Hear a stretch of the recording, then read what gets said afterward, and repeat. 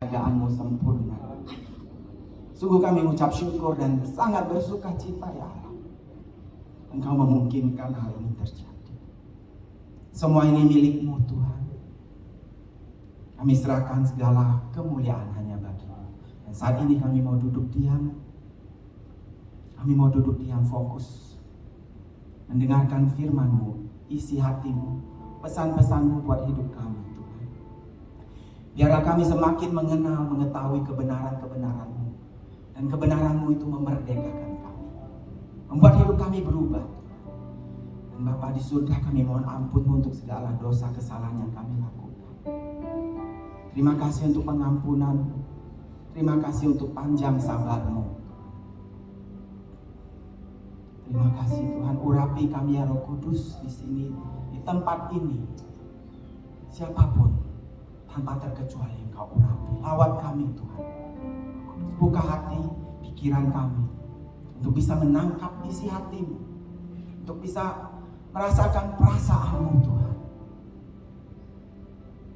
Dan kami ucap syukur untuk hadirat-Mu yang beserta kami bersama-sama kami di tempat ini. Terima kasih Tuhan, terima kasih. Kami siap untuk mendengarkan firman-Mu, pesan-Mu. Dalam nama Tuhan Yesus. Kita semua yang percaya dan siap mendengarkan firman Tuhan, kita katakan sama-sama amin, amin, amin. Silakan duduk Bapak Ibu Saudara yang terkasih. Puji Tuhan. Ada sukacita? Puji Tuhan. Hari ini kita bersyukur dan bersukacita merayakan ulang tahun yang kedua YSKI Petra Bali, dan Tuhan sungguh baik dan sungguh ajaib menyertai perjalanan keluarga besar YSKI Petra ini sampai hari ini, dan untuk seterusnya saya percaya Dia terus mengawal kita. Amin. Amin. Puji Tuhan. Beri kemuliaan yang luar biasa buat Allah Bapa kita di surga. Bapak Ibu Saudara yang terkasih, kita masing-masing di sini mempunyai yang namanya KTP ya. Nah, KTP itu merupakan kartu identitas diri kita. Dalam KTP itu tercantum nama kita, ada alamat, ada tempat tanggal lahir, ada golongan darah, ya. Kemudian ada agama juga, ada tempat status perkawinan, lalu pekerjaan, terus ada foto kita yang ganteng dan cantik terpampang di KTP tersebut. Nah, itulah identitas kita dalam kehidupan sosial kita, dalam kehidupan kita bermasyarakat dan bernegara di Indonesia ini. Kita wajib memiliki KTP tersebut sebagai identitas diri kita. Nah, bagaimana dalam kehidupan rohani kita? Kalau dalam kehidupan kita di tengah-tengah masyarakat di negara Indonesia, kita memiliki kartu identitas, maka ada hal yang tidak boleh kita lupakan. Alkitab katakan, kita sebagai orang percaya itu memiliki satu identitas juga. Identitas kita adalah sebagai warga kerajaan Allah. Identitas kita adalah sebagai warga kerajaan surga. Kewargaan kita yang sesungguhnya itu ada di dalam kerajaan surga. Filipi 3 ayat 20. Saya bacakan Bapak Ibu Saudara. Filipi 3 ayat 20 katakan demikian. Karena kewargaan kita adalah di dalam surga, dan dari situ juga kita menantikan Tuhan Yesus Kristus sebagai juru selamat. Amin. Nah, kalau kartu kewargaan negara kita, yaitu KTP tadi, itu kita miliki, lalu kita simpan di mana? Di dompet kita, ya, di dompet kita. Supaya apa? Supaya kita bisa mengakses KTP kita setiap saat. Maka kartu kewargaan Allah, kerajaan Allah, ya, kita bayangkan ya, kita juga memiliki yang namanya kartu kewargaan kerajaan Allah, kerajaan surga, yang juga kita miliki dan kita simpan. Kita simpan di mana Bapak Ibu Saudara? Kita simpan di hati dan pikiran kita. Kenapa KTP tadi kita simpan di dompet kita? Karena kita butuh senantiasa, kadang-kadang kita butuh itu ya. Kita harus akses itu, kita harus keluarkan itu. Kalau kita ke bank, biasanya petugas bank itu perlu kita kita tunjukkan KTP sebagai validasi. Ya. Kemudian kalau kita mau bertamu ke rumah teman yang kebetulan berada di kompleks perumahan yang penjagaannya ketat, satpam yang galak minta tinggalkan KTP. Nah, lalu kalau kita mau naik kereta api atau naik pesawat domestik, ya kita juga harus keluarkan KTP kita. Terus KTP kita juga bisa dipakai di warung loh Bapak Ibu Saudara, di warteg. Ada yang tahu kenapa bisa dipakai di warteg atau di warung? Kalau kita makan, terus kita lupa bawa duit, bawa dompet, lupa bawa duit ya, tapi KTP bawa. Kita bisa tinggalkan KTP buat jaminan ke ibu warung. Ya. Ada yang udah pernah lakukan itu? Nah, bagaimana dengan kartu kewargaan surga kita tadi? Yang tadi saya katakan, kita sebenarnya kita miliki itu dan kita simpan di hati dan di pikiran kita. Nah, kartu itu semestinya kita bisa akses setiap saat untuk mengingatkan kita bahwa kita ini sesungguhnya adalah warga kerajaan Allah. Kita bukan warga dunia ini. Kita warga kerajaan Bapa kita yang di surga. Kartu ini mengingatkan kita bahwa kita sebagai orang percaya itu saat ini adalah manusia baru. Kita bukan lagi manusia lama. Kita adalah ciptaan baru dan yang lama telah berlalu. Jadi mestinya kita mempunyai gaya hidup yang berbeda ya dengan gaya hidup lama kita. Kita harus memiliki gaya hidup yang berbeda dengan gaya hidup dunia fana ini. Kita baca di 2 Korintus 5 ayat 17 ya. Boleh ditampilkan?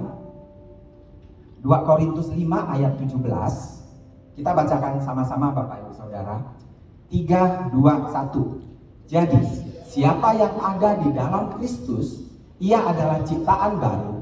Yang lama sudah berlalu, sesungguhnya yang baru sudah datang. Amin. Nah, tentunya ada perbedaan ya antara kewarganegaraan kita di dunia dengan kewargaan kita di surga. Jangankan antara bumi dan surga. Di dunia ini saja, beda kewarganegaraan itu beda ya. Beda fasilitas-fasilitasnya, beda besaran pajak yang harus dibayar, kemudian beda upah minimumnya juga beda peraturan perundang-undangannya beda tunjangan-tunjangannya dan sebagainya. Kita coba bandingkan dengan negara tetangga kita yang cuma 2 jam 40 menit ya, yaitu Singapura. 2 jam 40 menit itu naik pesawat Bapak Ibu Saudara. Kalau naik kapal 2 hari ya. Nah, walaupun jaraknya dekat, itu perbedaannya itu cukup besar. Fasilitasnya beda, peraturannya juga beda ya. Saya katakan pada teman saya yang warga negara Singapura, saya jealous sama mereka. Karena apa? Mereka punya paspor, itu punya kekuatan yang luar biasa. Kalau kita mau berkunjung ke negara lain, itu biasa kita memerlukan visa. Dan tidak banyak negara yang mengizinkan kita masuk ke negaranya tanpa visa. Ya. Visa itu izin masuk ke suatu negara. Dan pemegang paspor Singapura, negara tetangga kita yang cuma 2 jam 40 menit itu paspornya luar biasa powerful. Ya. Jadi banyak negara yang tidak mensyaratkan harus menggunakan visa untuk masuk ke negaranya. Sehingga mereka bisa bepergian dengan lebih enak dan nyaman ya. Meminta visa itu gampang-gampang susah Bapak Ibu Saudara. Nah, kembali ke kewargaan kita di dalam kerajaan surga. Nah, sebagai warga kerajaan Allah, kita harus sadar dan mengetahui kebenaran yang sebenar-benarnya mengenai identitas kita. Identitas kita yang sesungguhnya di dalam kerajaan Allah, di dalam kerajaan surga.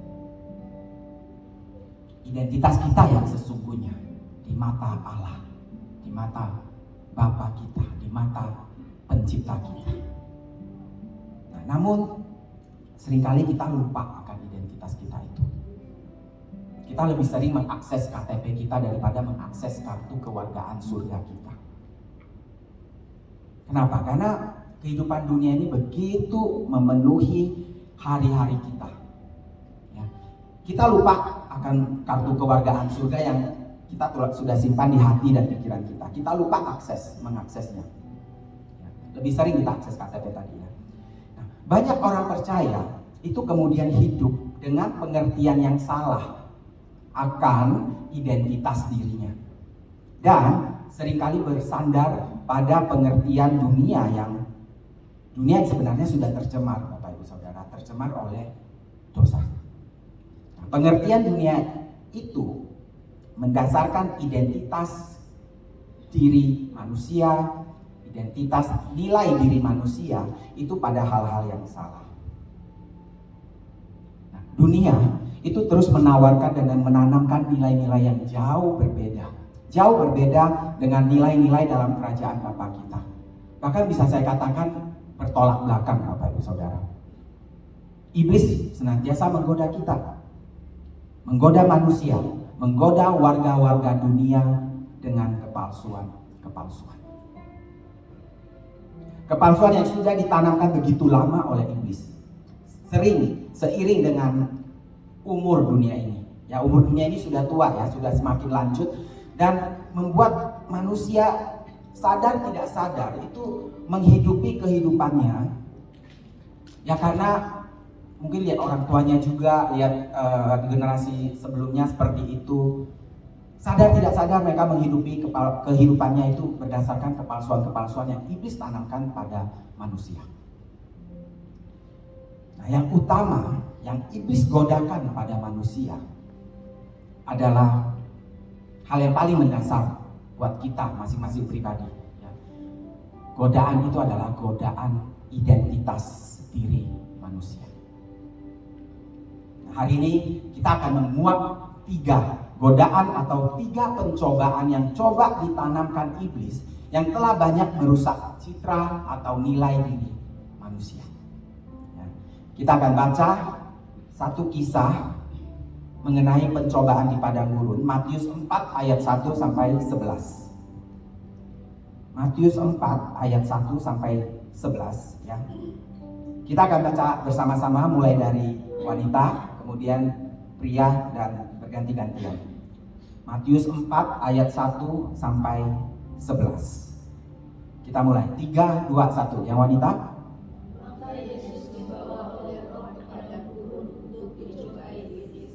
Pria, dan setelah berpuasa 40 hari 40 malam, akhirnya laparlah Yesus. Lalu datanglah si pencoba itu dan berkata kepadanya, jika engkau anak Allah, perintahkanlah supaya batu-batu ini menjadi roti.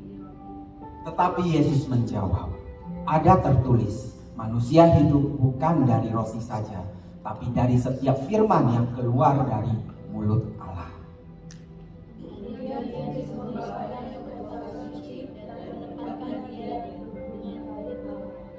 Lalu berkata kepadanya, jika engkau anak Allah, jatuhkanlah dirimu ke bawah, sebab ada tertulis mengenai engkau, ia akan memerintahkan malaikat-malaikatnya, dan mereka akan menatang engkau di atas tangannya, supaya kakimu jangan terantuk batu.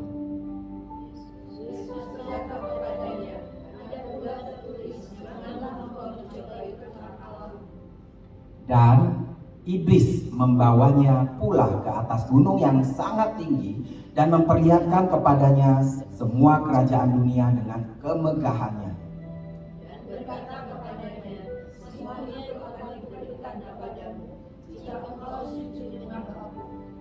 Maka berkatalah Yesus kepadanya, enyalah iblis, sebab ada tertulis, engkau harus menyembah Tuhan Allahmu, dan hanya kepada Dia sajalah engkau berbakti. Lalu iblis meninggalkan dia, dan lihatlah malaikat-malaikat datang melayani Yesus. Amin, puji Tuhan. Nah, Bapak Ibu Saudara yang terkasih, itulah godaan yang dihadapi Yesus saat Ia akan memulai pelayanannya. Godaan yang dihadapi Yesus ini sebenarnya juga dialami oleh kita sebagai orang-orang percaya. Kenapa kita juga digoda oleh 3 godaan ini, Bapak Ibu Saudara? Karena Tuhan menghendaki kita untuk serupa seperti Kristus ya. Kalau kita dikehendaki untuk serupa dengan Kristus, dengan Yesus, maka kita pun akan menghadapi 3 godaan yang Yesus hadapi ini. Ya. Nah, pencobaan atau godaan yang iblis tawarkan ini sebenarnya menggoda pandangan kita terhadap identitas kita dalam Tuhan. Ya. Menggoda identitas kita di dalam Tuhan. Menggoda identitas kita sebagai warga kerajaan Allah. Nah, ada 3 godaan. Artinya ada 3 identitas palsu yang coba iblis tawarkan kepada setiap manusia. Dan yang sangat memprihatinkan adalah Bapak Ibu Saudara, banyak manusia yang jatuh dalam godaan-godaan ini. Terlihat dari mana? Dari cara hidup mereka, dari tujuan hidup yang mereka tetapkan untuk hidup mereka, dari ambisi dan pencapaian yang terus mereka kejar dalam hari-hari hidup mereka. Kita mulai godaan pertama. Godaan pertama, iblis katakan kepada Yesus, "Jika engkau anak Allah, perintahkanlah supaya batu-batu ini menjadi roti." Saat itu Yesus belum melakukan apapun ya selama 30 tahun. Dia belum memulai pelayanannya. Tidak ada yang percaya kepadanya, belum ada yang percaya kepadanya. Dia juga dalam kondisi kelaparan karena berpuasa. Belum ada sumbangsi apa-apa yang telah diberikan kepada dunia. Godaan pertama. Godaan pertama adalah iblis mau menyatakan kepada kita bahwa kita adalah apa yang kita lakukan, atau kita adalah prestasi kita. Godaan pertama ini, dunia mendasarkan nilai diri kita, mendasarkan identitas diri kita pada apa yang telah kita lakukan, Bapak Ibu Saudara. Pada apa yang menjadi prestasi kita, apa yang menjadi pencapaian kita. Dunia bertanya, apa yang sudah kamu capai? Apa yang kamu sudah tunjukkan kebergunaanmu? Apa yang sudah engkau lakukan? Nah, sebagian besar dari kita pun melihat diri kita berguna jika kita sudah mendapatkan serangkaian keberhasilan yang menurut kita cukup. Keberhasilan dalam pekerjaan, dalam keluarga, dalam sekolah, dalam gereja, dalam relasi, hubungan-hubungan. Nah, kita memang harus berhasil dan berprestasi dalam area-area itu, Bapak Ibu Saudara, untuk kemuliaan Tuhan dan untuk memberkati sesama kita. Tetapi ada yang bukannya memberkati sesamanya, malah mereka menghalalkan segala cara untuk mencapai keberhasilan atau prestasi-prestasi dalam hidupnya, sehingga itu malah merugikan sesamanya. Nah, bahasa Inggris dari manusia itu adalah human being, bukan human doing. Human being, being itu artinya keberadaan atau eksistensi kita. Jadi manusia kita itu bukan apa yang kita lakukan, ya kita adalah keberadaan kita di mata Tuhan, di mata pencipta kita. Tapi iblis mendasarkan nilai diri kita pada doing, human doing. Doing itu melakukan prestasi, ya. Nilai berdasarkan prestasi kita. Nah, ini yang kita harus hati-hati. Kita memang harus mencapai prestasi tinggi-tingginya. Tujuannya apa tadi? Memuliakan Tuhan dan memberkati sesama. Jangan terbalik. Jangan untuk mengejar pencapaian prestasi itu kita malah sikut kanan sikut kiri dan merugikan sesama kita alih-alih untuk memberkati mereka. Ya. Godaan pertama, saya adalah apa yang saya lakukan. Saya adalah prestasi saya. Sekarang godaan kedua, Bapak Ibu Saudara. Godaan kedua, saya adalah apa yang orang lain pikirkan. Atau singkatnya, saya adalah popularitas saya. Sebagian dari kita kadang sangat bergantung pada apa kata orang lain. Bergantung pada apa yang orang lain pikirkan mengenai kita. Nah, iblis meminta Yesus menjatuhkan dirinya dari puncak tertinggi di bait Allah agar orang bisa percaya kepadanya. Nah, pada saat itu orang banyak tidak memandang Yesus, belum memandang Yesus. Dia tidak mendapat perhatian apapun saat itu. Nah, bagaimana dia bisa berpikir bahwa dia bernilai dan berharga? Kita umumnya memperhatikan dan memikirkan apa yang orang lain pikirkan lebih dari yang kita sadari. Contohnya saat kita mau bertemu teman kita reuni ya, kita berpikir apa yang akan saya katakan atau tidak katakan dalam percakapan nanti ya. Saya harus katakan sesuatu yang bisa membuat orang kagum pada saya, yang bisa membuat teman-teman lama saya mengagumi keberhasilan saya, ya, mengagumi apa yang telah saya lakukan. Sekolah apa yang dimasuki oleh anak saya harus kasih anak saya masuk sekolah yang prestis ya. Di Jakarta ada ibu yang ngotot masuki anaknya di sekolah elit ya. Walaupun dia nggak punya kemampuan untuk itu, tapi dia pinjam sana pinjam sini supaya anaknya bisa masuk sekolah elit itu yang terdiri dari orang-orang yang super kaya. Demi apa? Demi bisa membanggakan kepada tetangganya, kepada saudaranya, kepada keluarganya. Tapi dia nggak mikir anaknya di tengah-tengah lingkungan yang elit tidak bisa menyesuaikan diri, malah dibully oleh anak-anak orang kaya itu. Dan itu pasti berpengaruh secara psikologis kepada anak itu ya. Lalu kadang kita pikir saya malu kalau pekerjaan saya hanyalah ini saja ya. Saya ingin bikin orang terkagum-kagum jika saya punya pekerjaan atau karir yang bergengsi, atau saya punya bisnis besar yang luar biasa. Kalau kita mendasarkan nilai diri kita pada apa kata orang, Bapak Ibu Saudara, maka gambar diri kita itu akan membumbung tinggi saat kita dipuji, tapi akan menukik turun tajam saat kita dikritik.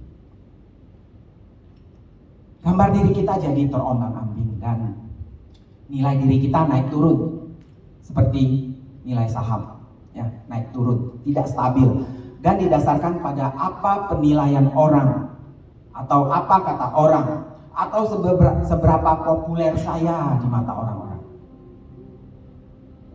Nah, hidup kita pun sadar tidak sadar seakan didikte oleh apa kata orang nanti ya. Mari kita lihat satu ilustrasi mengenai seorang bapak, seorang ibu, dan seekor keledai ya. Seorang bapak dan seorang ibu menaiki seekor keledai memasuki sebuah desa ya. Tampilkan slide pertama, Leo. Yang slide pertama, bapak dan ibu naik keledainya bersama-sama ya. Nah, pada saat itu mereka masuk ke satu desa dan ada omongan orang. Mereka bilang bakal mati dia itu keledai, dinaiki 2 orang. Nah, omongan itu didengar oleh bapak ibu ini. Lalu mereka mulai gelisah. Ibu dan nanya ke bapaknya, Pak, gimana nih? Diomongin tuh, dibilang keledainya bakal mati kita naiki berdua. Oh ya, gimana dong ya? Lalu mereka berdiskusi dan akhirnya ibunya turun ya. Tampilkan slide kedua ya. Nah, pas ibunya turun dan mereka berjalan lagi, muncul lagi omongan orang. Omongan orang itu apa? Laki-laki nggak sayang istri. Masa istri dibiarkan berjalan sementara dia enak-enak duduk di atas keledai. Nah, didengar dipertanyakan lagi oleh si bapak dan ibu ini. Gimana ya? Aduh, diomongin orang lagi nih.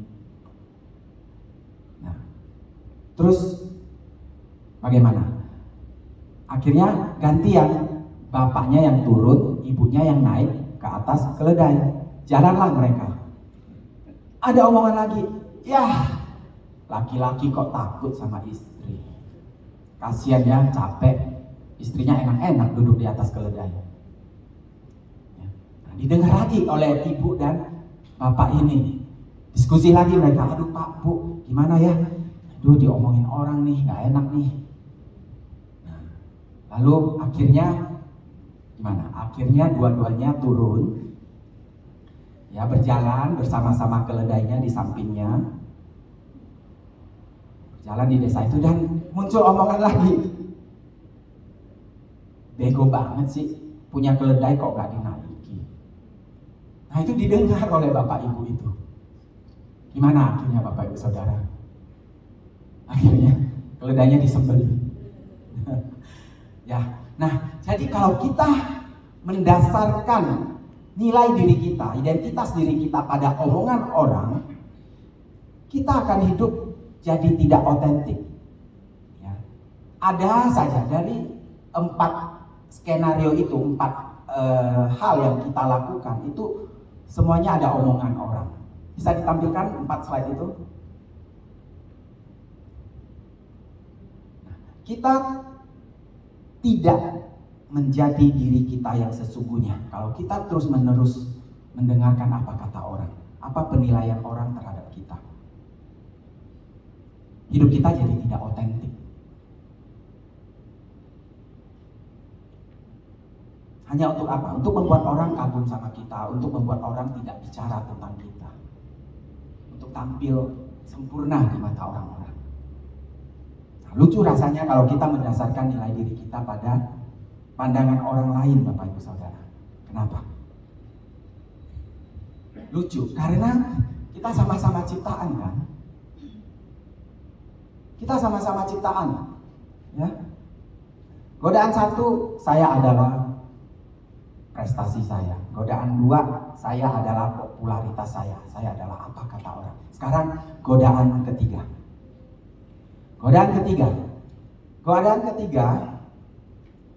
Pada godaan ketiga ini Yesus dibawa untuk melihat segala keagungan dan kuasa dunia. Nah, iblis menawarkan pemberian kepada Yesus jika mau menyembahnya. Nah, godaan ketiga adalah iblis mau menanamkan pada diri kita bahwa kita adalah apa yang kita miliki. Kita adalah apa yang menjadi harta kita. Dalam godaan ini, iblis intinya ingin berkata kepada kita, Bapak Ibu Saudara, lihat sekelilingmu, lihat apa yang semua orang miliki. Kamu belum punya apapun, kamu belum punya ini, kamu belum punya itu. Bagaimana kamu bisa berpikir kamu bernilai? Bagaimana bisa kamu tidak atau belum memiliki barang itu, hal itu? Kamu bukan siapa-siapa. Nah, budaya kita, budaya dunia itu mengukur keberhasilan kita melalui apa yang kita miliki. Bukan mengukur keberhasilan saja Bapak Ibu Saudara, tapi mengukur harga diri kita, mengukur nilai diri kita berdasarkan apa yang kita miliki. Konsumerisme begitu merajalela di dunia saat ini. Ya, kita ditawarkan berbagai hal, berbagai materi, berbagai barang-barang dalam iklan-iklan yang begitu menarik, yang begitu menggoda. Pakaian, handphone keluaran terbaru, gadget dengan teknologi canggih, mobil, dan lain sebagainya. Nah, yang paling rentan itu adalah anak-anak atau para remaja. Akibat dari itu semua, identitas mereka, kalau mereka tidak dijaga dengan baik, itu bisa tergantung pada barang-barang tersebut. Pernah mendengar cerita nyata ya, ada anak yang rela menjual ginjalnya demi bisa membeli handphone keluaran terbaru. Kisah nyata Bapak Ibu Saudara. Kalau nggak salah itu terjadi di China.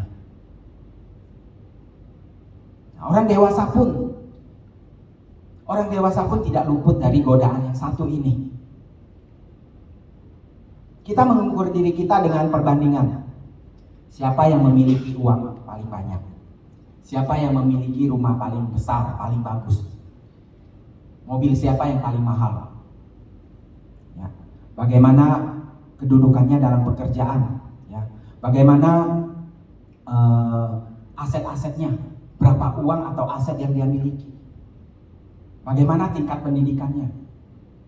Dan apa saja penghargaan yang sudah dia dapatkan? Penghargaan apa yang sudah dia miliki?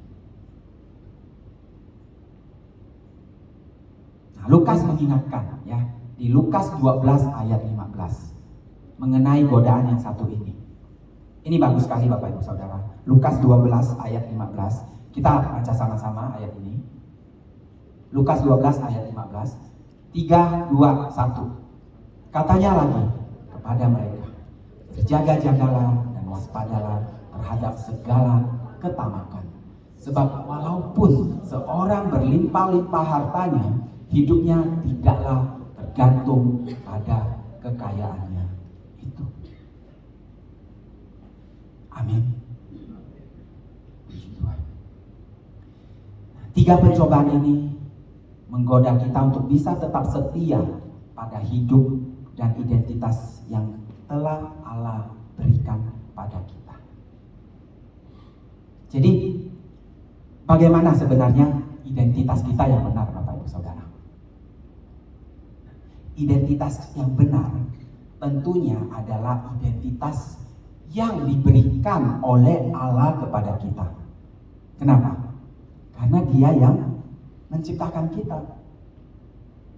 Jadi Allah lah yang berhak menetapkan identitas dan nilai kita yang sesungguhnya. Amin. Kita beri kemuliaan. Karena Dialah pencipta kita. Dia yang buat kita. Kita milik Dia. Identitas kita, nilai kita bukan atas pandangan sesama kita, orang-orang sama-sama ciptaan kok. Identitas kita, nilai kita hanya Allah yang berhak untuk menetapkan bagi diri kita. Semua, tanpa terkecuali. Nah, sebelum dibawa dalam pencobaan, dalam godaan tadi, Yesus ngapain Bapak Ibu Saudara? Ada yang ingat? Sebelum dibawa ke dalam pencobaan, Yesus ke sungai Yordan. Dia dibaptis oleh Yohanes Pembaptis. Dan pada saat itu Allah Bapa berkata, "Inilah anakku yang kukasihi, kepadanya lah aku berkenan." Matius 3 ayat 16 sampai 17. "Inilah anakku yang kukasihi, kepadanya lah aku berkenan." Nah, ini adalah identitas yang Allah Bapa nyatakan pada diri Yesus. Inilah identitas yang Bapa nyatakan kepada diri kita, Bapak Ibu Saudara. Engkau dikasihi, engkau baik adanya, keberadaanmu baik adanya. Your human being is good. Keberadaanmu, eksistensimu sebagai ciptaanku baik, kata Tuhan. Nah, Yesus belum melakukan mukjizat-mukjizat atau Yesus juga belum mati di kayu salib pada saat itu. Ya. Namun Dia menerima penegasan bahwa dirinya yang sebenarnya, identitas dirinya yang sesungguhnya adalah keberadaan atau eksistensinya yang sangat dikasihi oleh Bapa di surga. Jadi kasih Bapa inilah yang menjadi dasar kita mengenal dan memahami diri kita yang sesungguhnya. Saya ulangi, kasih Bapa inilah yang menjadi dasar kita mengenal dan memahami diri kita yang sesungguhnya. Kasih Bapa inilah yang menjadi akar dari cara kita memandang dan merasakan diri kita. Kasih Bapa inilah yang menjadi akar dari cara kita memandang dan merasakan diri kita. Amin. Beri kemuliaan buat Allah kita, buat kasih yang luar biasa buat kita. 3 godaan besar tadi yang mengancam kita tadi. Setiap godaan itu seakan ingin mengatakan bahwa kasih Allah itu bagi kita tidak akan pernah cukup. Godaan itu memberikan kebohongan bahwa kita tidak bisa dikasihi. Kita tidak cukup baik. Karena apa? Karena ukuran-ukuran yang salah, yang diukurkan, yang dikenakan dunia pada kehidupan ini. Prestasi, apa yang kita lakukan. Popularitas, apa yang orang lain katakan. Dan harta, seberapa banyak yang kita miliki. 3 hal itu, prestasi, popularitas, dan harta. Nah, selain identitas, sebenarnya 3 godaan ini juga menggoda area kita yang lain. Ada hal yang sangat penting yang harus kita ingat. Selain jangan mendasarkan identitas atau nilai diri kita pada 3 hal tersebut tadi, kita juga jangan mendasarkan sukacita dan kebahagiaan kita pada 3 hal tadi. Prestasi, popularitas, atau materi.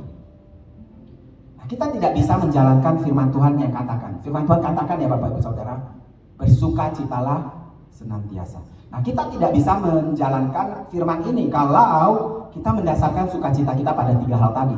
Kalau kita mendasarkan sukacita, kebahagiaan kita pada bagaimana prestasi kita, bagaimana kata orang mengenai kita, dan apa materi yang sudah saya miliki, harta yang sudah saya miliki.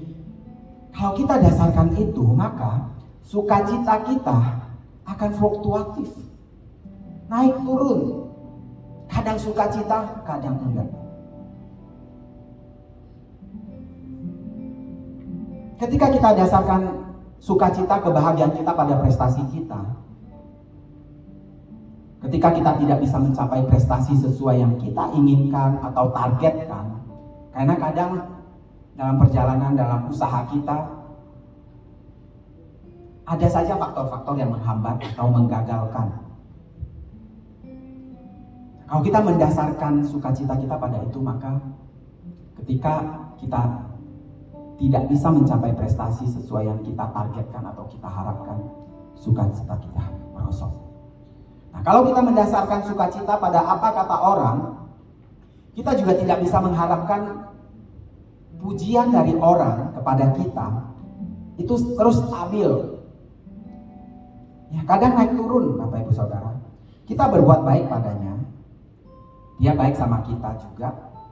Kita berbuat baik padanya, kita kasih barang kepada dia.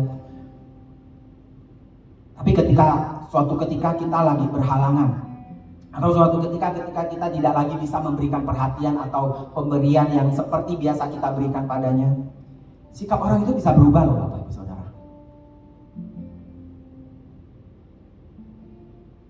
Sikap orang itu bisa berubah. Kita hanya dipuji-puji, bisa saja kita langsung ditinggalkan. Itu kalau kita mendasarkan diri kita pada orang lain.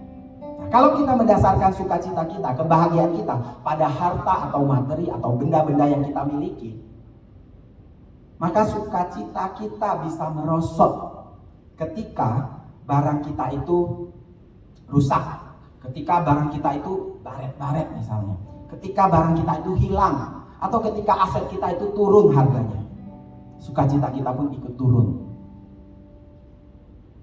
Jadi dasarkanlah sukacita kita, dasarkanlah kebahagiaan kita hanya pada kasih Allah, hanya pada pribadinya. Amin.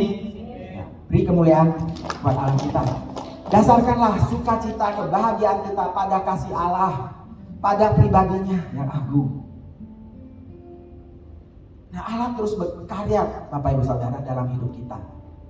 Dan dia rindu memiliki relasi kasih yang intim dan penuh gairah dengan kita. Bapak Ibu Saudara ingat, setelah Allah menciptakan bumi dan manusia, dia melihat semuanya sungguh amat baik. Demikian pula kejadian kita pun sebagai manusia ciptaannya itu sungguh amat baik.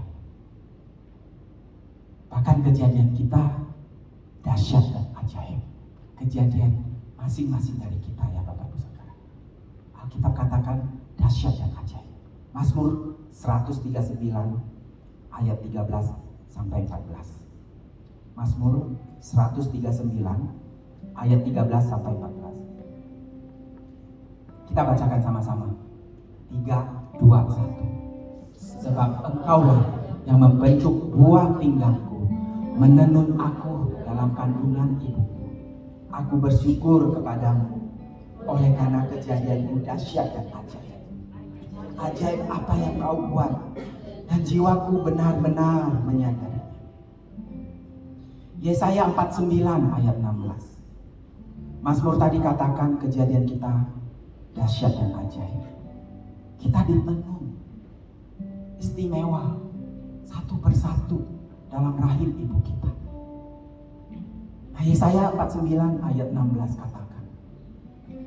Yesaya 49 ayat 16. Kita bacakan juga ayat yang sangat indah ini. 3, 2, 1. Lihat, aku telah melukiskan engkau di telapak tanganku. Tembok-tembokmu tetap di ruang mataku. Amin. Itu kata Tuhan. Lihat, aku telah melukiskan engkau di telapak tanganku. Tembok-tembokmu tetap di ruang mataku. Nah, ada satu terjemahan The Living Bible, Alkitab The Living Bible. Ini lebih luar biasa terjemahannya Bapak Ibu Saudara. Yesaya 49 ayat 16. Saya bacakan ya.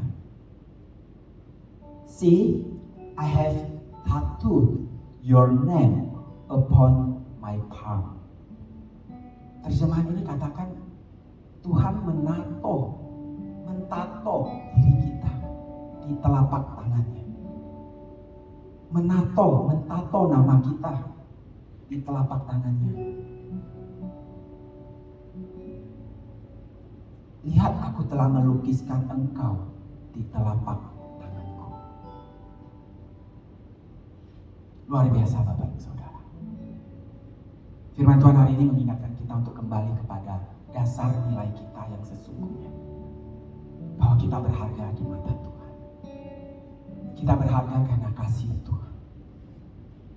Allah begitu mencintai kita. Dia menenun kita dengan istimewa dalam kandungan ibu kita. Bahkan dia mentato nama kita di telapak tangan. Amin. Mari saya undang bangkit berdiri. Mari kita dasarkan kembali identitas kita yang benar. Dasar sukacita kita yang benar. Dasar kebahagiaan kita yang benar, yaitu pada Allah Bapa pencipta kita.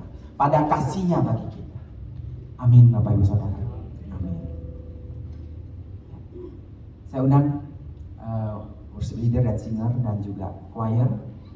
Boleh bersama-sama kita di atas mimbar. Mari kita kembali pada dasar identitas yang benar. Dasar sukacita yang benar. Dasar kebahagiaan yang benar. Yaitu pada Allah Bapa pencipta kita. Pada kasih-Nya bagi kita. Amin. Beri kemuliaan buat Allah. Nah, Bapak Ibu Saudara, jangan lupa senantiasa mengakses kartu kewargaan kerajaan Bapa kita di surga. Amin. Mari kita nyanyikan bersama-sama.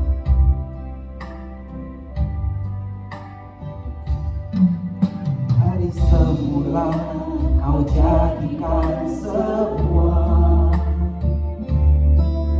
oleh tanganmu yang berkuasa. Juga diriku kau bentuk agar sempurna. Hidup ini bagi kesukaanmu. Dari semula kau jadikan semua oleh tanganmu yang berkuasa. Juga diriku kau bentuk agar sempurna hidup ini bagi kesukaanmu. Katakan sama-sama. Semua ini milikmu, semua ini milikmu. Yes, Lord. Semua ini milikmu, Tuhan, Kau ciptakan. Katakan, aku ini milikmu, Tuhan. Aku ini milikmu. Yes, Lord, kami milikmu. Aku ini milikmu.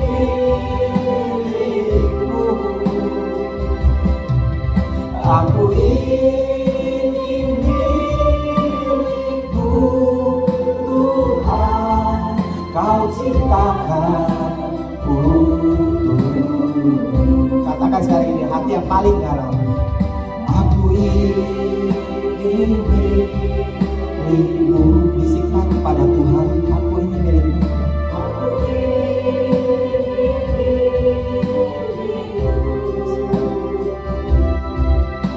Aku ini milikmu, Tuhan, Kau ciptakan untukmu. Sekali lagi, bisikkan kepada Tuhan, aku ini milikmu. Terima kasih Tuhan. Aku ini milikmu. Aku ini milikmu, Tuhan, Kau ciptakan untukmu. Semua ini milikmu.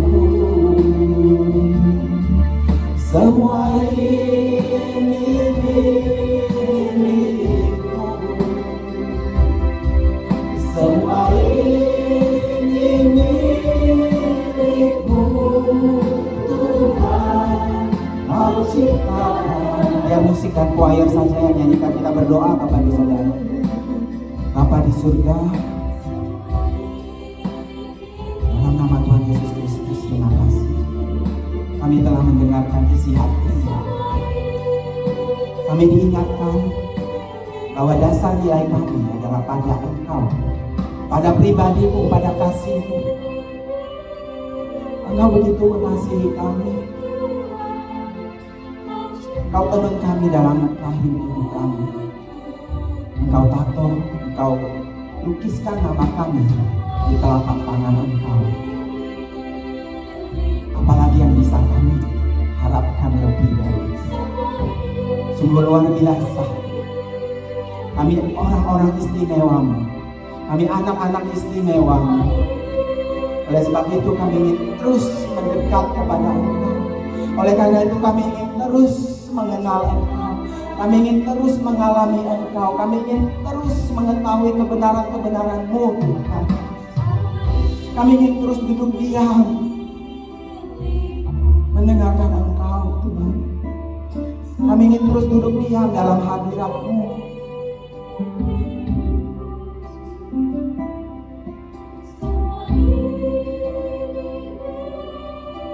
Nyatakan isi hati Bapak Ibu Saudara kepada Dia. Apa yang kau mau sampaikan, sampaikan kepada Bapa.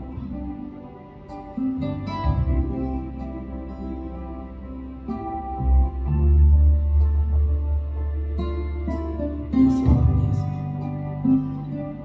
Terima kasih Tuhan untuk penyertaan-Mu, untuk perlindungan-Mu, untuk kasih-Mu, untuk berkat-berkat-Mu. Thank you, Lord. Hamba-Mu telah selesai menyampaikan isi hati-Mu. Biarlah Roh Kudus-Mu terus bekerja dalam kehidupan anak-anak-Mu, jemaat-Mu yang telah setia hadir di tempat ini. Berkati usaha kami, berkati pekerjaan kami, Berkati karir kami, berkati sekolah kami, studi kami, berkati keluarga kami, berkati hubungan-hubungan kami, berkati anak-anak cucu kami, orang tua kami. Semua dalam perlindungan kuat kuasa-Mu ya Tuhan. Thank you Lord, thank you Jesus. Mari Bapak Ibu Saudara, kita yang telah menerima berkat dari Tuhan, sama-sama kita katakan amin. Silakan duduk Ibu, Bapak Ibu Saudara yang terkasih. Berikan kemuliaan untuk Tuhan. Haleluya.